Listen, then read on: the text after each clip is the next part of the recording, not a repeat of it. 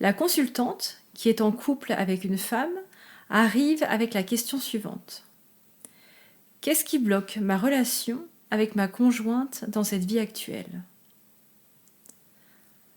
Pendant la prière, j'ai eu des douleurs dans la tête et j'ai eu très mal dans les tempes. J'ai ressenti de la chaleur dans le corps et mes mains se sont mises l'une contre l'autre, comme en position de prière. J'ai eu du mal à les desserrer. Petit à petit, j'ai l'image d'une religieuse qui arrive. Je la vois dans un confessionnal. Il fait froid, elle est à genoux, elle a les mains serrées. Elle respire vite, elle a l'air très nerveuse. Elle voudrait se confesser, mais ce qu'elle a à dire est très difficile. Elle a confiance et elle sait que Dieu la pardonnera. Ses mains restent collées l'une contre l'autre. Elle les garde dans cette position comme si elle voulait en garder le contrôle. Elle ne veut pas que ça lui échappe. À ce moment de la lecture, je ne sais pas encore ce qu'il s'est passé, mais je sais qu'il y a du sang sur ses mains. Puis apparaît l'image d'un homme. C'est un militaire. Il est plutôt vieux, gradé. Je l'aime pas trop. Il a l'air méchant. Il est là et il a découvert un secret. Effectivement, dans le couvent, notre héroïne est amie avec une sœur qui est plus jeune qu'elle. La jeune sœur, mais elle n'a pas beaucoup de conviction ni de foi. Il lui arrive parfois de faire le mur. Elle sort souvent car elle est tombée amoureuse. Avec cet homme, il se retrouve en cachette pour faire l'amour. Un jour, elle se rend compte qu'elle est enceinte. Elle est bouleversée. Alors elle se confie à son amie, en l'occurrence, notre consultante. Toutes les deux décident, ensemble, de cacher la grossesse, afin de prendre soin du bébé. Elles gardent donc ce secret très précieusement, car si on était amené à le découvrir, elles pourraient toutes les deux être excommuniées. Lorsque le bébé vient au monde, la jeune sœur le confie à sa cousine. De cette façon, elle ne sera jamais sa mère, mais au moins elle pourra suivre de loin la vie de son enfant.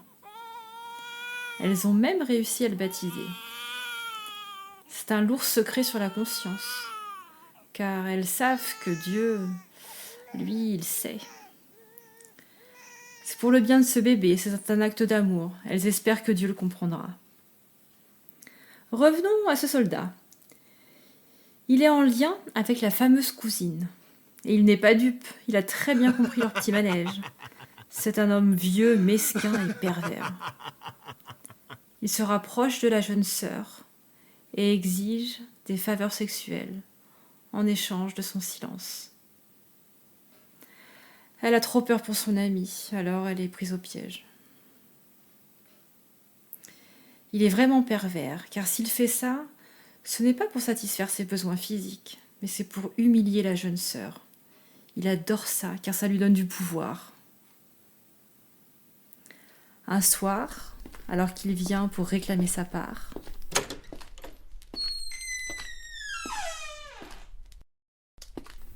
il enlève son pantalon,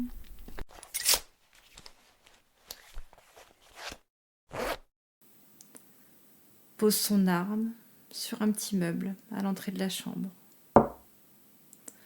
L'autre sœur, notre consultante, n'en peut plus d'entendre son amie endurer cela. Surtout qu'elle sait qu'elle le fait pour la protéger, elle. Alors de manière impulsive, elle se dirige droit dans la chambre. Elle rentre, prend l'arme et tire une balle dans la tête du militaire. C'est la sensation que j'avais ressentie au début de la lecture, cette douleur dans la tête. Cet acte n'était ni réfléchi, ni prémédité, mais elle ne supportait plus de savoir son amie endurer ces horreurs. Toutes les deux se sont protégées l'une et l'autre, finalement. Tout comme elles ont mis au monde un enfant en cachette, ensemble. Cette fois-ci, c'est ensemble qu'elles vont cacher un mort. Cela leur fait deux gros secrets. Personne personne n'en a jamais rien su. Aujourd'hui, ce qui est resté, c'est un sentiment de culpabilité. C'est pas exactement la culpabilité d'avoir tué cet homme. C'est bien plus profond que ça. C'est plutôt la culpabilité d'avoir pris la décision à la place de Dieu. Car pour elle, seul Dieu a le droit de reprendre la vie. Cet acte qu'elle a commis a également engendré dans la vie présente un manque d'estime de soi. Car elle a tué, mais surtout parce qu'elle ne regrette pas. Et ça, c'était complètement inenvisageable avant pour elle, alors que c'est devenu compréhensible. Ça a généré également beaucoup de tristesse, car elle a la sensation de s'être elle-même trahie. Elle a trahi ce en quoi elle croyait le plus, la vie. Elle s'est rendue compte que par amour pour la vie, alors on peut en arriver à prendre celle des autres. Aujourd'hui, il reste la croyance que si j'aime, alors je perds le contrôle. Et si j'aime, alors je ne suis plus fidèle à mes valeurs. D'où la relation qui est compliquée aujourd'hui avec sa conjointe. Car lorsqu'elles sont en contact, ces croyances sont réactivées.